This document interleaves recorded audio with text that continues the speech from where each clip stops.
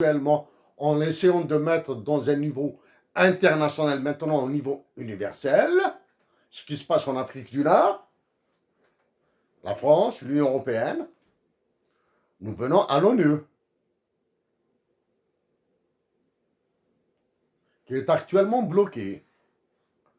Le Conseil de sécurité est dysfonctionnel à cause du droit de veto que la France refuse de céder à l'Allemagne.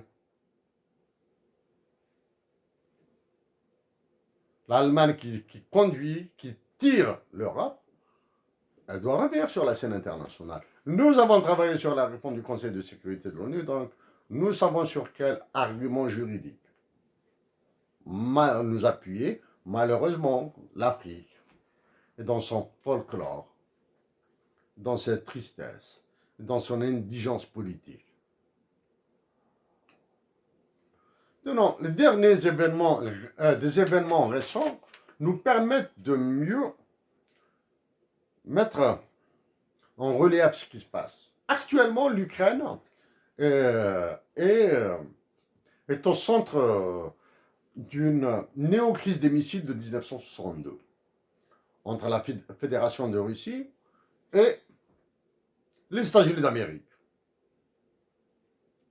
Le roi de France et ses colonies africaines, le président Emmanuel Macron, en tant que président du Conseil de l'Europe et qui refuse de se prononcer sur sa candidature, jusqu'à maintenant, joue le désescalade.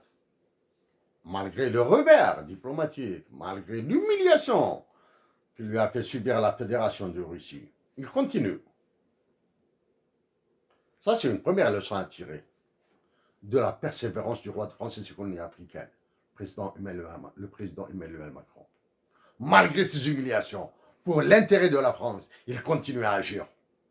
Maintenant, il s'attelle à l'Allemagne. Et il va chercher un compromis avec le Royaume-Uni. Sachant que les États-Unis d'Amérique vont l'envoyer à la galère. Parce qu'il a déclaré que l'OTAN est en état de mort cérébrale. Elle doit payer la facture très chère. C'est-à-dire, en cas de conflit armé en Ukraine, la France doit aller au feu. Mais puisque pour le roi de France et ses colonies africaines, la vie d'un Français vaut ce qu'elle vaut, et puisque les intérêts de la France sont plus en Afrique qu'en Europe,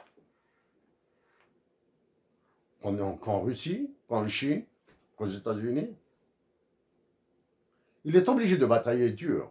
C'est pour cette raison qu'il va sacrifier le Mali, l'Algérie et le Niger.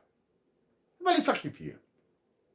Il va faire subir à l'Algérie et le Mali et au Niger ce que subit le Congo-Brazzaville actuellement. Le Congo-Kinshasa actuellement, avec la République du Nord-Kivu. Les élections en France, l'élection présidentielle en France approche. Comme nous l'avons dit précédemment, les dirigeants politiques français, dès qu'ils sont dans les centres de décision, ils deviennent fermés, bornés et racistes. C'est-à-dire, ils reconsidèrent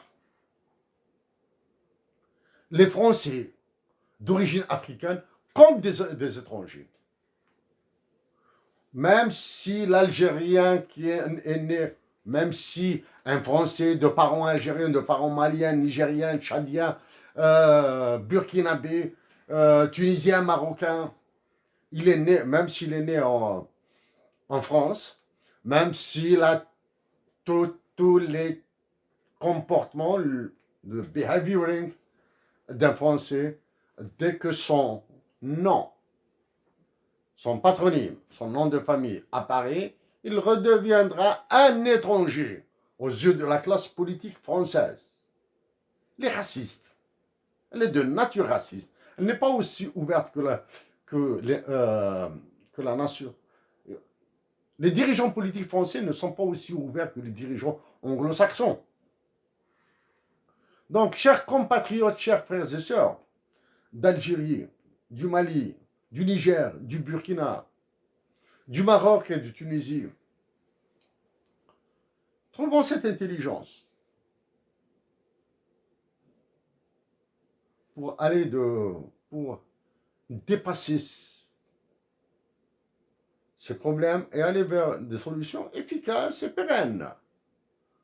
Mais pour aller vers des solutions efficaces et pérennes,